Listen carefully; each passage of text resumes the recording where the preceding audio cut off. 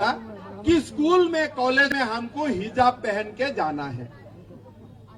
मेरा कोई आपत्ति नहीं है, आप जो भी पहने, लेकिन आप अगर स्कूल में कॉलेज में हिजाब पहन के जाते हैं तो कल हिंदू भाई लोग बोलेगा हम भी कोई ड्रेस पहन के जाएगा, कोई कल क्रिश्चियन लोग बोलेगा हम भी कोई ड्रेस पहन के जाएगा। अरे भाई, कॉलेज और स्कूल पढ़ने के लिए होता है, वो फैशन शो के लिए नहीं होता है कि आप जाके फैशन शो शुरू कर दो। ये बात नहीं होता है। ये बात आपका मन में रहना चाहिए कि मुसलमान बच्चियों को भी पढ़ने का अधिकार है, उनको भी डॉक्टर बनना चाहिए, उनको भी इंजीनियर बनना चाहिए। कहाँ आप उनको हिजाब का चक्कर में फंसा रहा है।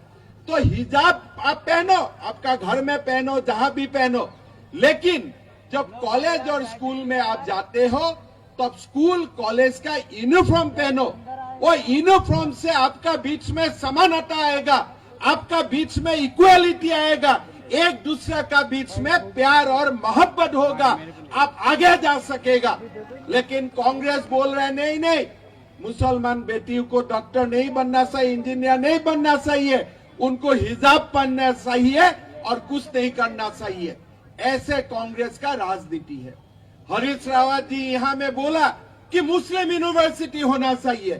अरे बाबा, मुस्लिम यूनिवर्सिटी में पास करने के बाद वो लोग को क्या रिलायंस में नौकरी मिलेगा, उनको क्या अदानी में नौकरी मिलेगा, उनको क्या टाटा में नौकरी मिलेगा।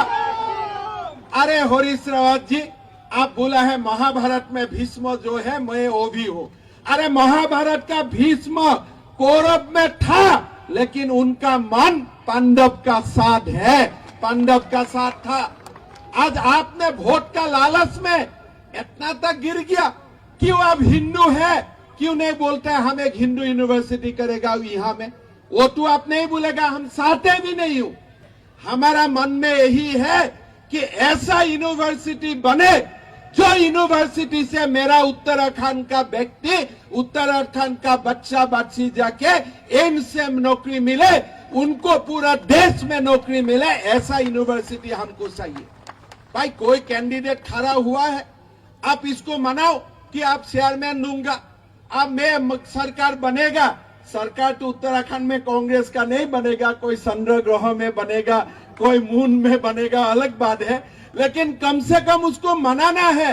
इतना जाके मनाओ कि भाई आपको सरकार आने से अध्यक्ष पद दे दूंगा, उपाध्यक्ष पद दे दूंगा, लेकिन आप जाके बोलता है कि भाई नहीं नहीं, सरकार आने से आपको मैं मुस्लिम यूनिवर्सिटी दे दूंगा। पर ये कौन सा सेकुलरिज्म है, ये कौन सा धर्मनिरपेक्षता है?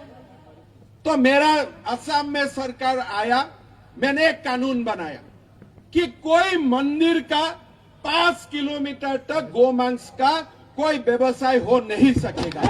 मैंने कानून बनाया। तो कांग्रेस वाला लोग असेंबली में बोला आप क्यों कानून बनाया, हम इसको विरोध करता है। मैं बोला ज्यादा विरोध मत करो, 10 किलोमीटर कर दूंगा, 5 किलोमीटर को 10 किलोमीटर कर दूंगा। आप देखिए, मुसलमान लोग आपत्ति नहीं करता है, कौन आपत्ति करता है? कांग्रेस का लोग आपत्ति करता है। इसलिए कांग्रेस तुष्टीकरण का राजनीति कांग्रेस का डीएनए बन चुका है। अरे भाई, आप क्या नमाज का दिन में ऑफिस बंद होगा? ये क्या क्या आप क्या बनाना चाहते हैं? एक जिन्ना तो देश को टुकड़ा टुकड़ा करके लेके गया है, और आप क्या, आपका जिन्ना का भूत घुस गया है क्या? ये देश को आप दोबारा टुकड़ा टुकड़ा करना चाहते हैं क्या? आज अभी देखो, राहुल गांधी 2 दिन से पीछे पड़ा है कि इंडिया देश नहीं है, इंडिया एक यूनियन ऑफ स्टेट्स है। अरे भाई, ये क्या बास का यूनियन है? ये क्या स्टूडेंट्स यूनियन है? ये क्या कल्चरल यूनियन है?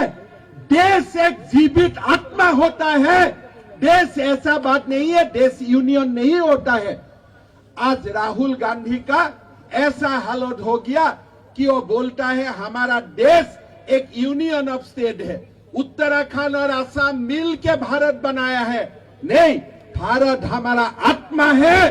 5000 साल का पहले से ही हम भारतीय है, और भारतीय मरते दम तक हम भारतीय रहेगा। अब देखो, अब देश में क्या क्या बात आने लगा है। देश में बात आने लगा है कि हिजाब का बात करो। नरेंद्र मोदी किसका बात करता है? नरेंद्र मोदी सनराइज इंडस्ट्री का बात करता है, आर्टिफिशियल इंटेलिजेंस का बात करता है, नरेंद्र मोदी इंटरनेट का बात करता है, नरेंद्र मोदी बोलता है देश को मंगल ग्रह तक जाना चाहिए, नरेंद्र मोदी बोलता है देश को विश्व गुरु बनना चाहिए, और ये लोग जाके क्या बोलता है मेरा बेटी को आप लोग हिजाब पहनो। अरे भाई ये काम का काम बाद हुआ है क्या? आज आप ये लोग का मेंटेलिटी देखो, ये लोगों का मेंटेलिटी देखो। जनरल बिपिन रावत था हमारा उत्तराखंड की गौरव था, देश का गौरव था। उनका नेतृत्व में भारत ने पाकिस्तान में सर्जिकल स्ट्राइक किया। राहुल गांधी क्या बोला? भाई प्रूफ दो, प्रमाण दो। अरे भाई आप कौन सा पिता का बेटा है? कभी हमने प्रूफ मांगा हो क्या? हमने कोई प्रूफ मांगा हो क्या? अरे मेरा सैनिक बल से, मेरा आर्मी से आपका प्रूफ मानने का आपको क्या अधिकार है? मेरा अगर आर्मी बोल दिया कि हमने पाकिस्तान में बम फूटाया तो फूटाया, उसमें क्या डिस्प्यूट है? उसमें दोबारा क्या बोलने का है? क्या आपका बिपिन रावत पर विश्वास नहीं है? आपका मेरा उत्तराखंड का जो बेटा आर्मी में नौकरी करता है उनका ऊपर आपका क्या विश्वास नहीं है? जब वो बोल दिया कि हमने स्ट्राइक किया, सर्जिकल स्ट्राइक किया, हमने एयर स्ट्राइक किया, तब किया, और उसमें आपको क्यों प्रूफ चाहिए? मैंने कभी प्रूफ मांगा हो क्या? क्या आप सचमुच राजीव गांधी का बेटा है कि नहीं? मैंने कभी प्रूफ मांगा हूं क्या आपसे? तो ऐसा आप सैनिकों का अपमान मत करो। देश बहुत ऊपर का चीज होता है, देश ऐसा नहीं होता है। लोग देश के लिए मरते हैं, लोग देश के लिए जीते हैं, लोग व्यक्ति के लिए नहीं जीते हैं। लोग बोलता है मेरे से देश ऊपर है, लोग बोलता है परिवार मुझसे ऊपर है, लोग बोलता है जननी जन्मभूमि स्वर्गादपि गरीयसी। वो जननी को आप क्वेश्चन करेगा, वो जननी को आप सवाल करेगा। जब आप देखो आज वो लोग नरेंद्र मोदी को बोलता है मोदी क्या किया? अरे अमेरिका ने वैक्सीन बनाया, रशिया ने वैक्सीन बनाया, साथ साथ में भारत में भी वैक्सीन बनाया।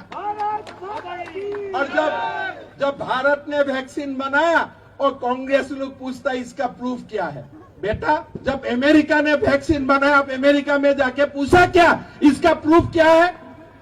जब भारत कुछ बनाता है आपको प्रूफ चाहिए, और पाकिस्तान जब कुछ बनाता है बोलता है नहीं नहीं बहुत अच्छा किया, बहुत अच्छा चीज आपने बनाया। चाइना ने कुछ बनाया और बहुत अच्छा किया।